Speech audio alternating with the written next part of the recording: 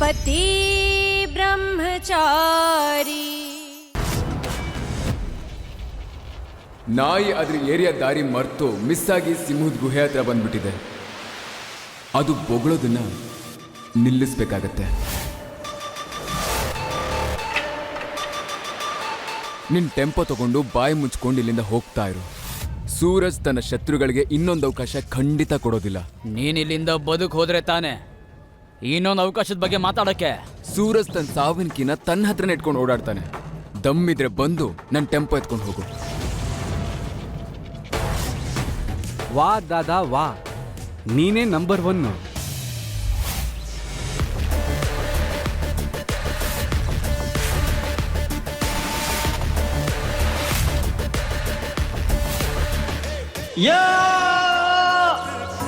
जग में कभी संकट मोचन नाम तिहारो, संकट मोचन नाम तिहारो.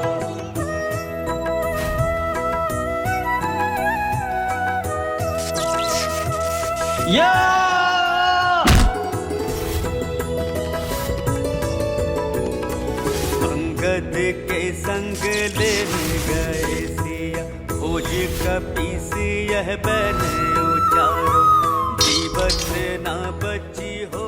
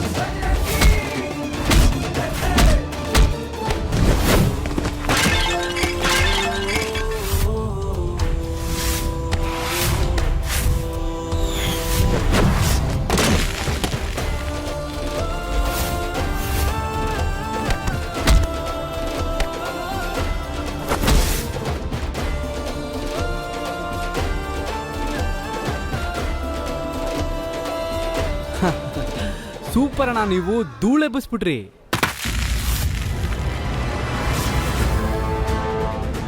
ಇವ್ರ ಕೈಯಿಂದ ತಪ್ಪಿಸ್ಕೊಂಡಿದ್ಯಾ, ನನ್ ಕೈಯಲ್ಲಿ ಹೇಗ್ ತಪ್ಪಿಸ್ಕೋತ್ಯಾ? ಅಯ್ಯೋ ಅಣ್ಣ, ಹುಡುಗಿ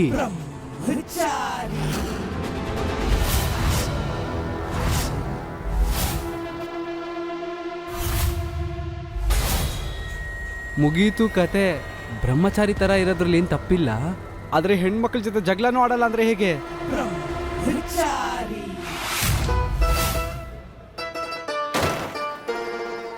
ನಾನು ನಾರಿ, ನೀನು ಬ್ರಹ್ಮಚಾರಿ. ಇವಾಗ ಈ ಕೀ ತಗೊಳ್ಳೋದನ್ನ ಹೇಗ್ ತಡಿತ್ಯಾ?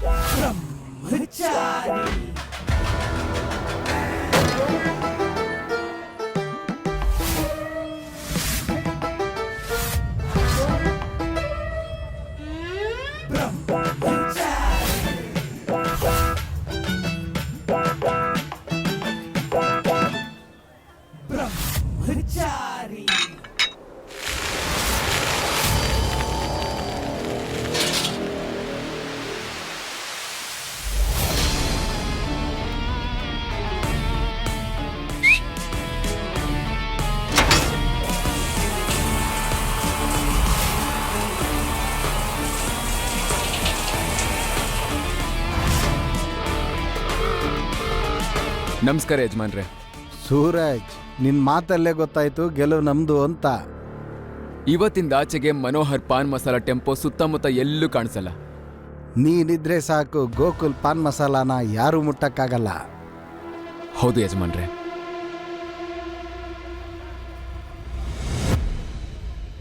ಲಕ್ಷ್ಮೀನಾರಾಯಣೋಭ್ಯೋ ನಮಃ ಸ್ವಾಹ. ಓಂ ಉಮಾಮಹೇಶ್ವರಾಭ್ಯೋ ನಮಃ ಸ್ವಾಹ. ಓಂ ಇಷ್ಟದೇವತಾಭ್ಯೋ ನಮಃ ಸ್ವಾಹ.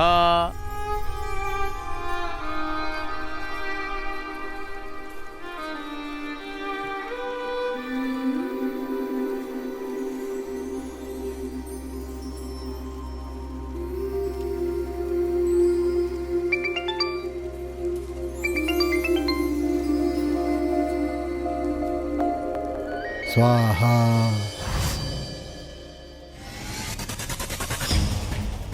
ಮತ್ತೆ ತಪ್ಪಿಸ್ಕೊಳ್ಳೋಕೆ ಪ್ರಯತ್ನ ಪಟ್ಟರು, ನಾವು ಹಿಡ್ದಾಕ್ಬಿಟ್ವಿ.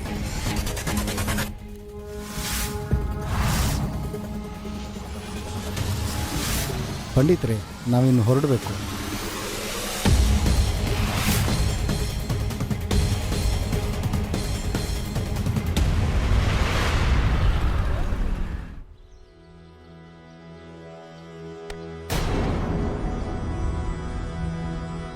ಏನಿದು ನಿಶಾ?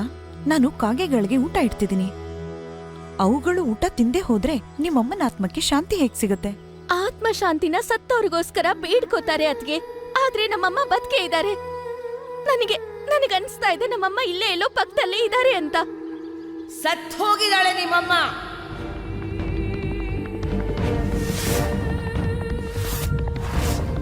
ನಮ್ ಮನೆ ಮರ್ಯಾದೆನೆಲ್ಲ ಮಣ್ಪಾಲ್ ಮಾಡಿ ಮನೆ ಬಿಟ್ಟು ಓಡ್ ಹೋದ್ಲು ಅವಳು.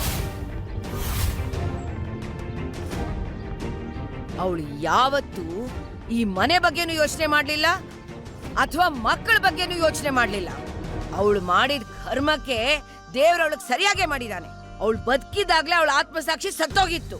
ಆದ್ರೂ ನನ್ ಮಗ ಅವಳ ಆತ್ಮಶಾಂತಿಗೋಸ್ಕರ ಈಗಲೂ ಪೂಜೆ ಮಾಡಿಸ್ತಾ ಇದ್ದಾನೆ. ಇಷ್ಟು ಸಾಲ್ದ ನಿನಗೆ? ಮತ್ತೆ ಅವಳನ್ನ ಬದುಕಿಸ್ಬೇಕು ಅಂತಿದೀಯ ನೀನು? ನೆನ್ಪಿಟ್ಕೋ, ಇವತ್ತೇ ಕೊನೆ.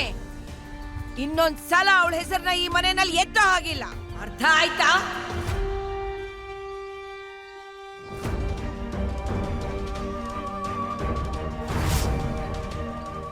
ಒಂದ್ ವೇಳೆ ಅವ್ರು ಸತ್ತು ಹೋಗಿದ್ರೆ ಅವ್ರ ಎದೆ ಬಡಿತ ನನಗೆ ಯಾಕೆ ಕೇಳಿಸ್ತಾ ಇದೆ? ನಮ್ಮಮ್ಮ ಬದುಕೆ ಇದ್ದಾರೆ ಅಂತ ನನಗೆ ಯಾಕೆ ಅನ್ನಿಸ್ತಾ ಇದೆ?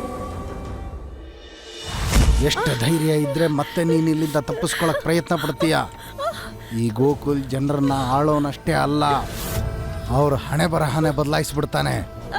ನಿನ್ನ ಇಷ್ಟದಂಗೆ ಬದುಕಕ್ಕೂ ಬಿಡಲ್ಲ, ಸಾಯಕ್ಕೂ ಬಿಡಲ್ಲ ಕಾವೇರಿ. ಅರ್ಥ ಆಯ್ತಾ? ನಿನ್ನ ಜೀವನ ನನ್ನ ಕೈಯಲ್ಲಿದೆ ಕಾವೇರಿ. ನಾನೇ ನಿನಗೆ ಭಗವಂತ, ನಾನೇ. ಭಗವಂತ ನಿಜವಾಗ್ಲೂ ನಿರ್ದಯಿ ಆಗಿರಲ್ಲ. ಅಪ್ಪನ್ ಮನ್ಸನ್ ಒಲ್ಸೋದಕ್ಕೋಸ್ಕರ ಪ್ರತಿ ವರ್ಷನೂ ಈ ದಿನ ನಾನು ಅಮ್ಮನ್ನ ಶ್ರಾದ್ದಕ್ಕೋಸ್ಕರ ಕೂತ್ಕೋತೀನಿ. ಆದ್ರೆ ಯಾವುದೋ ಒಂದಿನ ನಿಮ್ಮನ್ ಖಂಡಿತ ನೋಡ್ತೀನಿ ನಾನು.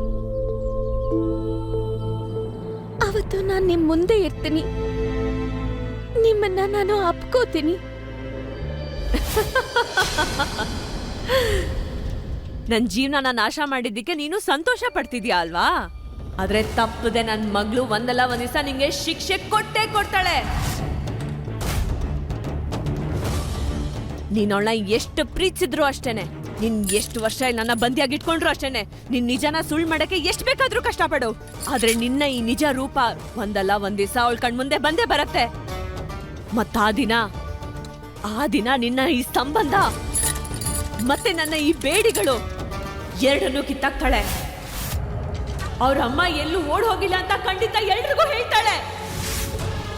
ಅವ್ರ ಅಮ್ಮನ ಚರಿತ್ರೆ ಶುದ್ಧವಾದದ್ದು ಅಂತನೂ ಹೇಳ್ತಾಳೆ. ಯಾವತ್ತೋ ಒಂದಿನ ಇಡೀ ಪ್ರಪಂಚಕ್ಕೆ ಗೊತ್ತಾಗತ್ತೆ ನಮ್ಮಮ್ಮ ಯಾವ ತಪ್ಪು ಮಾಡಿಲ್ಲ ಅಂತ. ನನ್ನಮ್ಮ ಅಗ್ನಿಯಷ್ಟೇ ಪವಿತ್ರವಾದವಳು.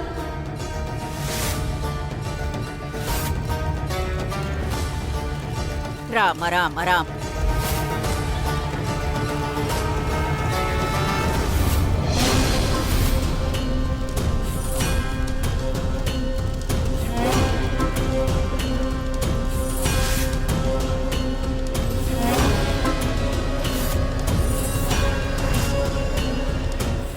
ಇದು ಆ ದೇವ್ರು ಕೊಟ್ಟಿರೋ ಸಂದೇಶ, ನೀನ್ ಬದುಕಿದ್ಯಾ ಅಂತ.